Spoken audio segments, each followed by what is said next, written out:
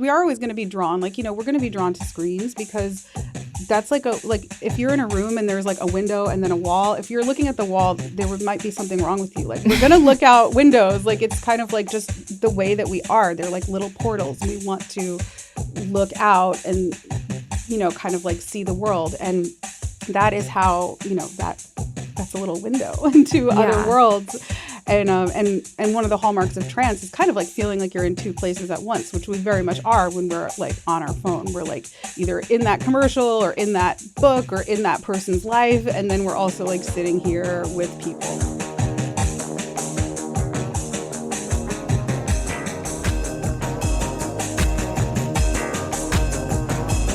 All right.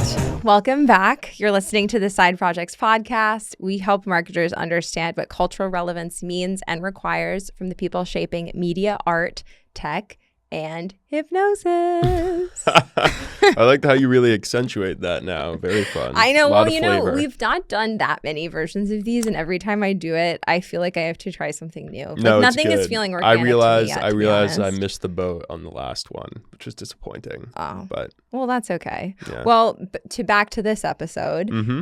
Today, we have Désirée Eckert. I met her at the School of Radical Attention, where she was teaching a class called Hypnotic Autonomy. And it was really interesting, and I wanted to invite her on here because I feel like we talk so much about like the way that our phones have changed our attention spans, the ways that like we are sort of constantly being like shifted and coerced by ads that we see on the subway or just like whatever, also on our phones, I guess. And Désirée has been a hypnotist and a hypnosis instructor for a pretty long time. And I thought that she might have some interesting insights, which she did, into the ways that like we're sort of constantly in trance on our phones, that like we sort of both like have access to like this sort of side of our brains, but we don't necessarily always think about it. We don't always necessarily use it very wisely. Mm-hmm. And so I wanted to talk to her a little bit about both like the sort of practical side of like how can you sort of start to like distance yourself and become slightly more aware of like how your devices are like shifting and shaping your attention. But I think also the ways that like advertising itself can be kind of hypnotic. And I think she has, from attending different conferences and just like observing things in the wild, I think an interesting perspective on that too. Of course. I mean, yeah, hypnotic autonomy sounds like a spiritualized B-side, which is always you know fun. what? I would cue it up. But yeah, I would cue it up too. Yeah, I'd heard of this class from you, obviously. It's kind of the whatever. It was you were recapping your learnings, which is always very important. But yeah, it's such a fascinating topic, both just from like a day-to-day standpoint and, how you differentiate hypnosis from kind of like the way that it manifests in pop culture. We talk about the Twilight Zone, which I, growing up in the Williams Blitzer household, was always very lucky to watch during the New Year's. But also more implicitly and more in more discrete ways, rather, how it shows up in the world that we live in, both as consumers, but also working in marketing and advertising. So it was fascinating to talk through kind of like a few case studies. Obviously, it shows up far more explicitly in like big pharma commercials, which is very prominent in America, but also for Burger King, Cheez-Its, etc. And these are not necessarily proven out, but I think, she talks about how she was speaking with a neural marketer and all that, which we got to get that's a whoever that is. Title.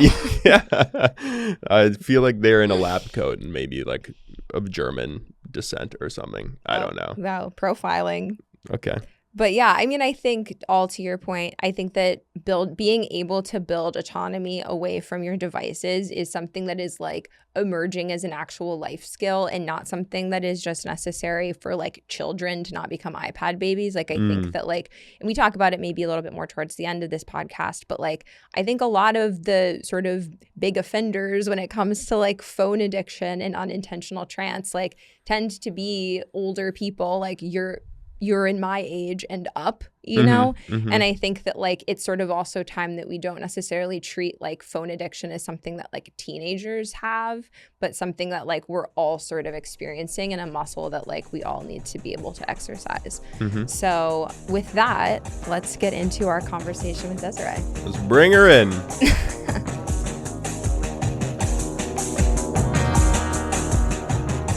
Welcome, Désirée. So excited to talk to you. Likewise, thank you.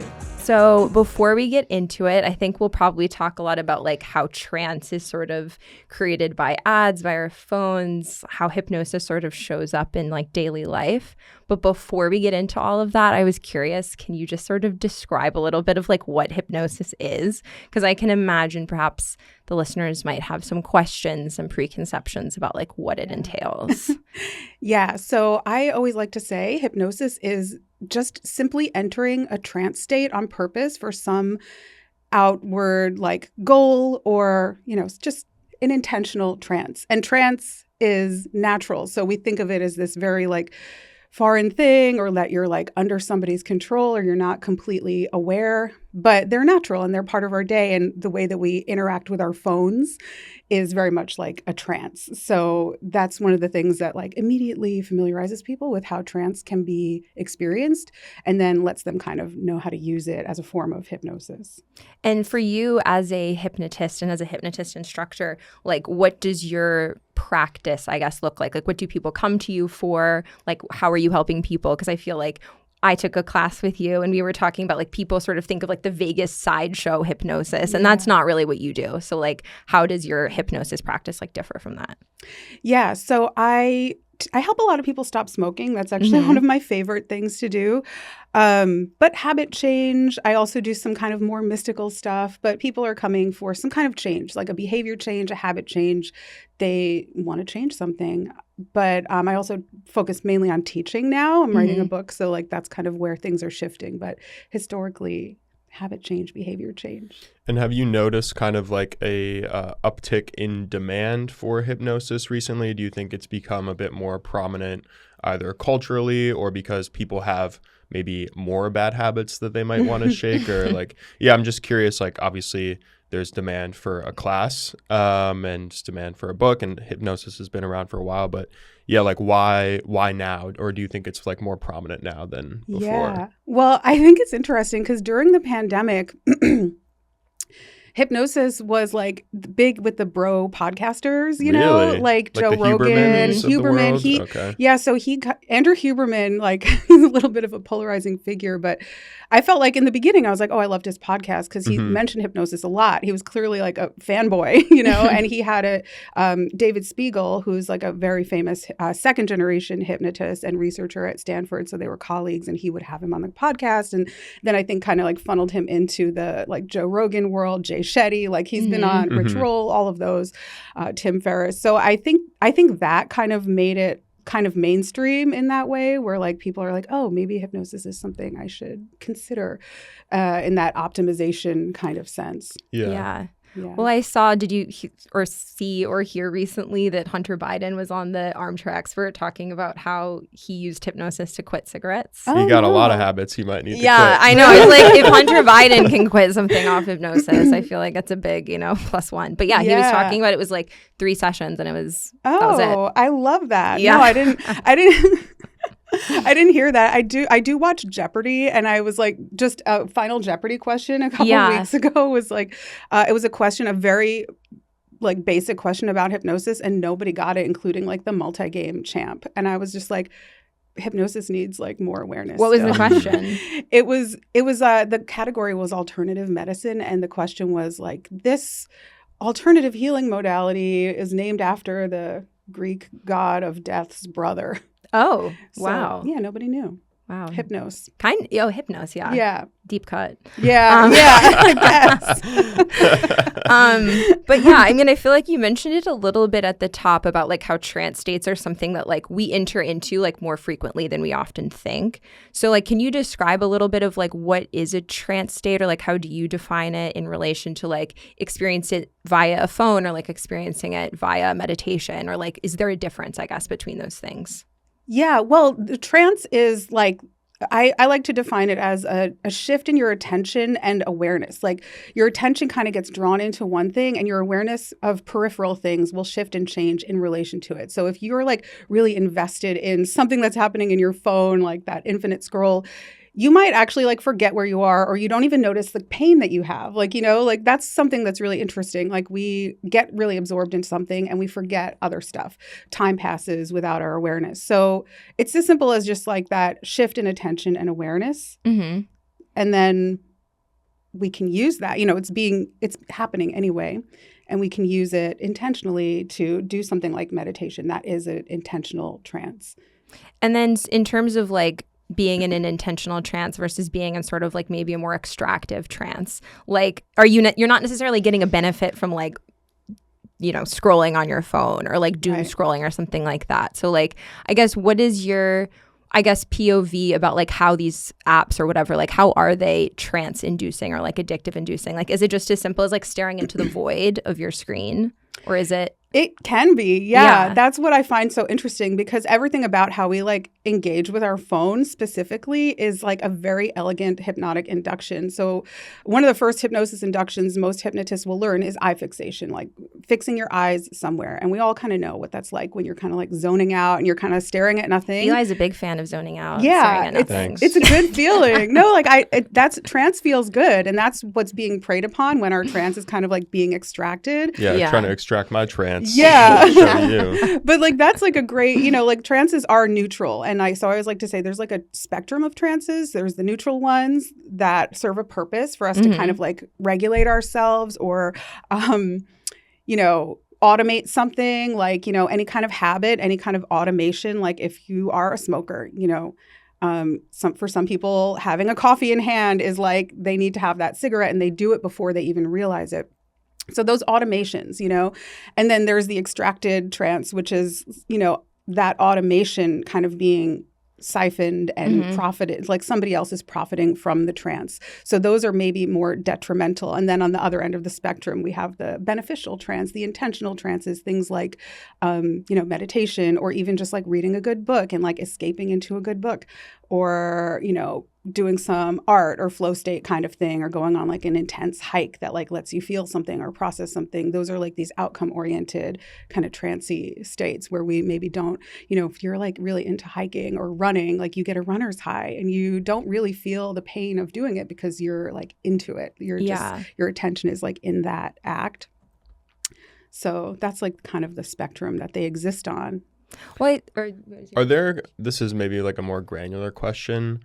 Are there kind of like tough cookies of like getting people in an intentional trance state? Like for me, I like stare off into space, maybe due to like a ADD or whatever, and that's very easy to me. But I'm wondering if there's like for people who are trying to quit vaping or smoking or whatever it may be, like are there like difficult cases that are in like medical journals, or is it kind of, you know, like a one and done type of thing? You kind of get the gist of it easy, like early on. To do trance, like intentional trance. Well, I think there's a lot of pressure. There are like people who have a hard time going into trance, but also it's because the way that we talk about trance as this like, you know, and hypnosis specifically has a lot of problematic, like, you know, it needs some good PR. Like it has a lot of problematic associations, and some of them are very much warranted. And so I would be leery of trance in a kind of world where some of those stories exist if I didn't know as much as I know and wasn't determined to like find out. But that's why I love the phone trance, because the second we start talking about the phone trance, like, you know, I love talking to skeptics about hypnosis. And one of the things I've learned is like, oh, we can just immediately pivot from I can't be hypnotized or I don't believe in hypnosis, it's mind control. We can immediately pivot to, oh yeah, I'm totally hypnotized by my phone. Like most people can relate to that. So there is the eye fixation, but there's also the kind of muscle catalepsy where we are like, our hand is like hovering in space and we don't really necessarily feel it. If you ask somebody to like hover your hand in space and just like hold it there, it might like feel effortful at some point, but like with our phone, we don't. People cross the street doing that and they're just like eyes locked and they lose track of time. And that's just all the makings of a trance. And some of the most like the oldest hypnosis inductions or like the most practiced include all of those things. The eye fixation, the muscle catalepsy of a floating limb, and you know, time distortion and all of that. So well, we're available for PR, social strategy, influencer, whatever. But Clara, go ahead. Well, no, I was just like, I don't want you to violate hypnosis, HIPAA, or anything, or like any of that stuff. But like, what have you found useful, I guess, like I imagine some people might come to you with like a phone addiction or maybe not an addiction, but like a phone reliance or something like that. Like, what have you found effective either in terms of like helping people like reframe that? Because I feel like we at least talk a lot on the podcast about like, here are the problems with like how our attention spans are being like attacked, but like what are sort of like practical either like tips or things that you've found effective in like helping people like make that gulf between themselves and their device? Yeah, just realizing too that like it can be as simple as just noticing your trance and then shoot like your attention as a channel. Like I like that nerdy little saying because it's like, yeah, if you had a remote control, you can just change channels. You can just direct your attention once you have some ownership of it, once you realize where it is. So if you find yourself in that like infinite scroll, what can you do? Can you have a practice where you just notice that? Yeah. And start there. Start like super micro because, and I remember somebody in the class at the school, like in our class, said that they found themselves not on their phone less, but like less judgmental about it, which I kind of liked, because this is the world we live in. It's an environmental thing, right? There's screens everywhere. Well, I feel like that's a good note. Like I think there is often a lot of judgment around like the way that people talk about like their relationship to their device or like the way that like young people have like iPad babies or whatever it is, but like accepting it as something that's like both normal but also like fixable in a way that like doesn't involve like an entire lifestyle overhaul. Yeah. Like people I'm sure you've seen are like doing dumb phones and all of that stuff. Like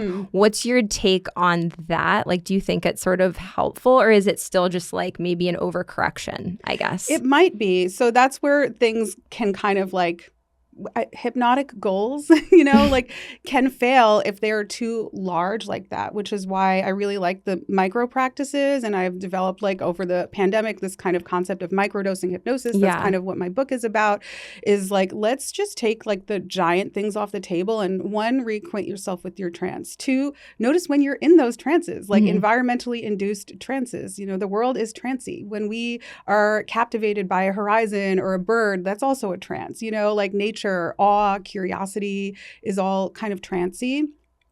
And then there's the extractive kind, which, me coming back, like I left New York during the pandemic and then I came back this year and it's like, oh, there was never this many screens. Like there was never screens on the subway and the platform. And I'm just like, wow, like, and then like if I'm not staring at them, I'm like looking at everyone else and everyone else is staring at them. And it's just so interesting. Like, but yeah, the micro practices. So, for the phone trance, it's like, I think we have to start there and just becoming more like having more ownership over your attention by noticing it's there. And then like, I have this thing I call the iPhone transfer, TRANCE, it's, and where you just simply realize that you're in that trance and you just kind of like call your trance back from your phone, call your attention back from your phone and then put it down. And something like that really does like build on itself, even if it doesn't, force you to go get a landline or something. Yeah, I think that could be too big. I mean, I'm aspiring to have a dumb phone one day, but, I don't know if it'll ever happen. Yeah, it's kind of a pipe dream. Yeah. Well, speaking of the subway platforms and the 5 ways to style butter yellow, whatever the ads are on what's the company called? That's like Pop Moments something. of Joy or something. I don't know, something strange like that. And it says here, we talk a bit in class. I was not in class, but I've heard about the class. I'm curious, how does hypnosis, whether it's rhetoric or visual, show up in advertising and marketing, either in like very explicit ways or maybe in more kind of like implicit, discreet ways? Yeah, I'm fascinated by this. So my first clue into this was at my very first hypnosis conference like 10 years ago. I met the woman who wrote the Folgers jingle, the best part of waking up is Folgers in your cup. That was like the first clue. I was like, oh, there's something like really interesting in there. I'm like, that is hypnotic. Like I mean, I don't know. It's probably before your time, but like you probably still know it, right? Yeah. Like it's kind of a timeless thing. So, and then during the pandemic, I went on like a deeper dive into that. And I took a class with like a neuromarketer. And what does that entail? Yeah, like this guy, I think he consults for like pharmaceutical companies, and he actually did research on specific words that like induce certain brain chemicals and like get people hooked in. So then I kind of became obsessed with the commercials because I realized at some point too, like commercials, especially prescription drug commercials are my favorite. I don't even like watching TV, but like I just like obsessed with commercials, so I have to go finding them all the time. But prescription drug commercials, in this country, if you like put on, they're just like that's all you see. It's just so interesting. I know more about side effects than I know about like most other things that are happening in the world. Yeah. But they follow this formula that is a really effective change work formula, which is the one that I use, the one that I taught in the class. And they're doing it in very subtle ways, like lighting. And we all kind of know this. Like, so this is like the subconscious kind of like coding of things where we know if we're watching a movie that if there's a flashback, we know it's a flashback. They're not saying like, maybe they will put the date, but not always. We usually know it's a flashback because the lighting changes and there's kind of like haze. And then we also kind of know if it's a maybe better time or a worse time that they're remembering based on the lighting. And that's all subconsciously understood. Like we just know that. So there's all those kinds of things that are happening in those prescription drug commercials, which is one of the things I learned from that neuromarketing guy too, is like the lighting is going to like stimulate serotonin and make you feel more hopeful. But first it has to start in that dark place where you're like alone and isolated because your migraines and your IBS is like a relentless weed. Yes, weed or whatever that commercial is. Yeah. So that's like, in the more subtle way, like, that's like how they're kind of doing these story arcs. It's like you're kind of alone. You have that restless weed or whatever it's called, like relentless, whatever. And then you're like, you get the magic pill and then the lighting shifts and then you're like with people and the music it's like the music is good and like, they're future pacing you into what your life will look like. Which is part of hypnosis is like this future kind of rehearsal. Interesting. And then in the more like overt ways, I've actually like just recently I've noticed this phenomenon on the cheesy crackers. So like what are the cheesy crackers? Yeah, we have Cheez-It and Goldfish. Oh yeah. Have you seen these? The genre of the cheesy I don't cracker. Think so. Mind control. So like I think this is very overt. Like I think they're really just basically saying like this is like hypnosis gets like a bad rap. And like I said, sometimes it deserves it. But like advertising is so highly hypnotic and it's not even trying to hide it. It is trying to control your mind. Like, what is the cheesy cracker thing? So I noticed, so there's like some Cheez-It commercials where like, there's like a Cheez-It hovering in front of you right now. And like, I'm just thinking of the Cheez-It and I'm like talking to you as if like you're the Cheez-It and I'm going to like eat you because you're so delicious. And it's like disturbing. Yeah. And then there's the Goldfish one where like, it's the guy from SNL. Ben Marshall. Yes. Yeah. And it's like, he does something kind of like awkward or embarrassing, and then it's like, have a goldfish, like have the memory of a goldfish. Actually, it's like induced amnesia. Eat this little goldfish and just play it off and you're cool. And it's like, I just like that these crackers are actually controlling people's behavior in the commercial, and I just think it's really funny. Well, first of all, a few things. One, you would be utterly shocked how many times Cheez-Its gets mentioned in this room. I don't know why, but I think there's something like they're doing some kind of mind control. But there is, speaking of the mind control. But yeah, it's like hungry, have a Snickers, or like you're not you when you're hungry or whatever. Or first they're sour, then they're sweet. And the most overt one that I can think of is the Whopper. And for a while, the song was just Whopper, Whopper, Whopper, Whopper. Really? Yeah, it's just like repetitive for like 8 bars. But yeah, I mean, I think you're right, and it makes complete sense, honestly, why Big Pharma has a real grip on the hypnosis creative. They have it dialed in. But yeah, the Whopper thing just reminded me too of like one of the other things I've noticed is, and this kind of reminds me of like in hypnosis stage shows, if you've ever seen those entertainment shows, they do like these shock inductions, these kind of like rapid inductions that do put people into a trance. I think it actually really puts them into like a freeze state. So it's not like the best state to be working from, but some of these commercials do that too, and that's how those like things get caught in your brain for so long. Like, I don't know, do you ever have like a thing where I talk to a lot of people about this, and most people can kind of relate, where you like remember typos for the rest of your life, like certain typos? Do you have a thing like that? That's interesting. Like you misspell the wrong word consistently, kind of? No, like you remember somebody else's typo, or like seeing a typo or like some kind of error. Like, anyway, like I have that, and some people like I've been talking to, like, anyway, I'm trying to like connect it to what these commercials are doing. Like, I think it's a little bit of like a confusion. It's a pattern interrupt, essentially. Mm. So we expect when you say, you know, X, you're going to say YZ after, you know, but it does something else. And my map of this is like in the 90s or something, as like a kid, I saw a salad, I saw a menu at a diner that said geek salad instead of Greek salad. And I just like remember that literally It's like forever geek salad. Always. Like it will never. And so then I think like some commercials, like I was thinking about like the Gecko, Geico, Carfax, Carfox, Liberty, I see what you're saying. Yeah, like they do these little pattern interrupts to like get that in your. It makes your mind more porous for a second because you're expecting something else to be said. So then it is this kind of moment of like, oh. And it kind of like has to go in. And that's how those rapid inductions work. It like kind of like has to work. It makes you glitch. Exactly, yeah.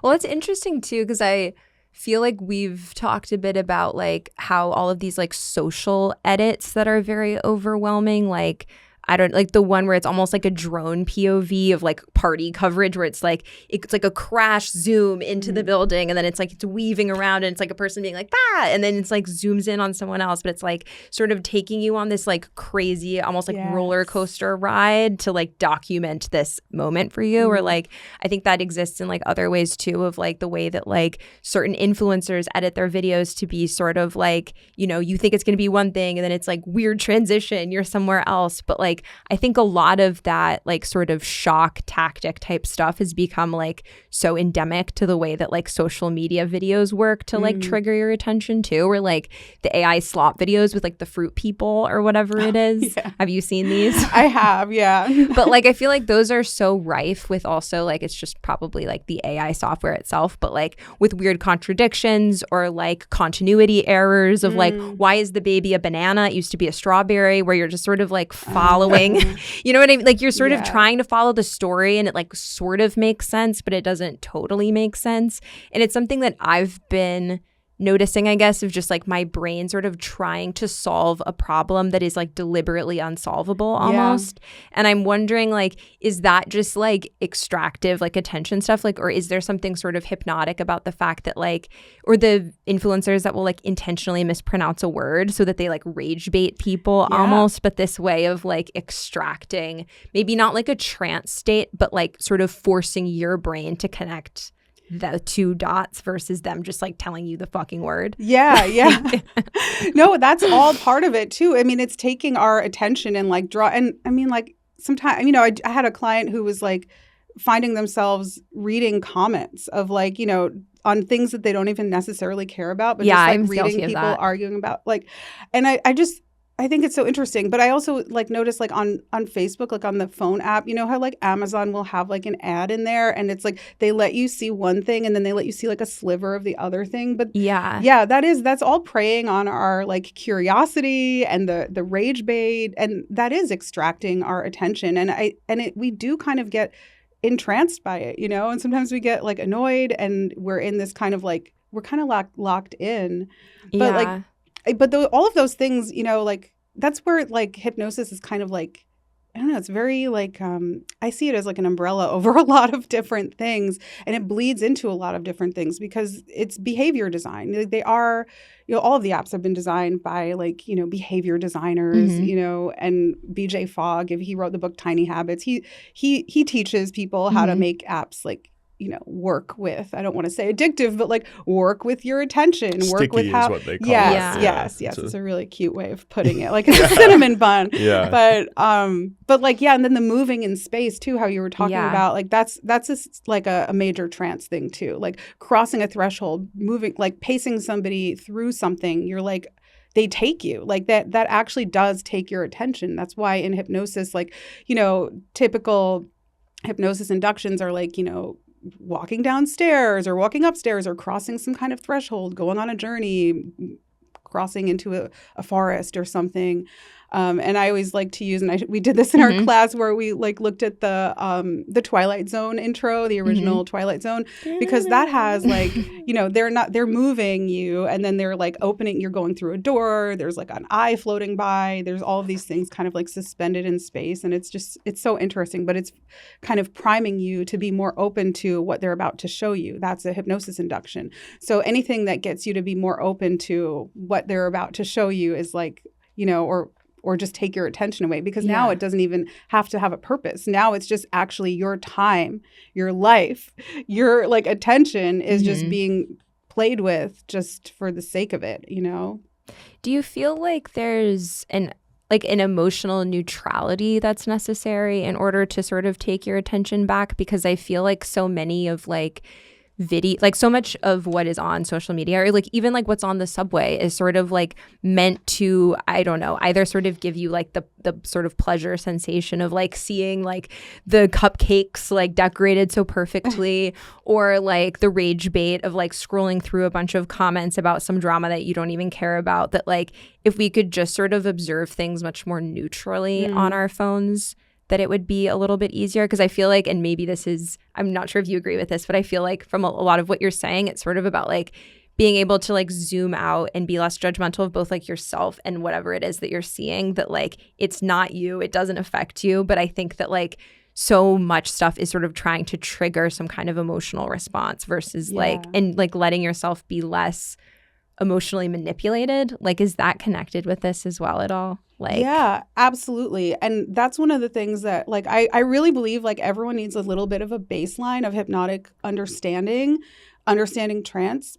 Because for me, like I've done a lot of other things before I was a hypnotist, but it was like, it finally crystallized for me. And it was this way of like actually being more neutral, more lucid, more like just aware for the sake of being aware. And that doesn't like, make you immune to, getting sucked in. It also doesn't make you immune to, beauty and awe. But neutrality, I think, is something that is worthwhile to cultivate in life, especially when, our attention is making other people money all the time. So I just think having that awareness and owning your trances and being aware, like, oh, that's a little bit trancy. And what if I could just flip it and just like make some decision for myself right now? Because we are always going to be drawn, like, we're going to be drawn to screens, because that's like if you're in a room and there's like a window and then a wall, if you're looking at the wall, might be something wrong with you. Like we're going to look out windows. Like it's kind of like just the way that we are. They're like little portals. We want to look out and, kind of like see the world. And that is how, that's a little window into other worlds. And one of the hallmarks of trance is kind of like feeling like you're in two places at once, which we very much are when we're like on our phone. We're like either in that commercial or in that book or in that person's life. And then we're also like sitting here with people, right? Yeah. And I have this like memory of this is one of the things that kind of like radicalized me. And like I'm like, people need to know their trances, because when I lived in San Francisco, I saw I had no phone for the day, or for a week actually, because it was during the pandemic, and without a phone you can't even get into a phone store because you have to like scan a QR code. Meanwhile, I have like every Apple device, but it still couldn't get me in. My phone died, and like I was just at the waterfront with my dog, and this family came by, and it was like this little 5-year-old girl and then like her baby brother in a stroller, and the two parents sat on a bench next to me and my dog. And then the little girl came over and like wanted to meet my dog, and we were chatting. And then she literally said, my parents don't notice anything that I do. Ooh. And because she was like rolling down a hill, she was like doing cartwheels. She gave one of them a flower, and like they were, I looked over and they were just like locked into their phones. And I'm like, wow, like they're both in their own worlds, but they're both like with their children. And it's clearly a detrimental trance that they're in. It was like very clear to me that they're in a trance, and this is detrimental to their family unit, to their children, to their relationship, and maybe even to on a safety level, and it was just like, it's like we just some awareness. So that's why I liked when somebody in our class said it made them feel less judgmental about it, because just the awareness, I think, is the most important thing. Like that's how we find our way back. And when you know how trance kind of feels to experience, like it's really easy to just do it on your own. And, you know. Well, we won't be calling Child Protective Services, but it seems like that couple might need a place to start, which maybe is a So good way to round this all out. Is like, would like to hear from you a recommendation on like if someone feels like they need some hypnosis, like or whatever it might be, and maybe they're unable to go to the School of Radical Attention, etc. Would love like a recommendation from you as to where people might be able to get started. Yeah, well, me or like feel free to plug yourself, of course. Yeah, yes. no, I have a bunch of students though. Like I love to recommend people to my students. I've been training hypnotists for the last 5 years, and I have a lot of students I highly recommend. I'm actually not personally seeing clients right now. Okay. So, But you have your mini meditations. I do. Yes. I have my hypnosis name is Desmerized, and my online archive of hypnosis tracks is called a Dispensary. Okay. And those little puns are hypnotic. You need a medical card to get No. Are there any that you would recommend for people like off the top or just like in general that like would be helpful for someone looking to like get some distance from their devices? Yeah, I have a whole like there's hundreds of tracks in there. I have like an obsession. So we'll drop the link. Yeah. Yeah. Everyone head to the dispensary. Yeah, there's a whole habit change section. There's like Well, thank you so much for coming on. you. Where Yeah, can this was people find fascinating. you otherwise? I'm on Instagram at Desmerized, and out in the world. Awesome. Well, thank you. Thank you. Yeah, thank you. Thanks for having me.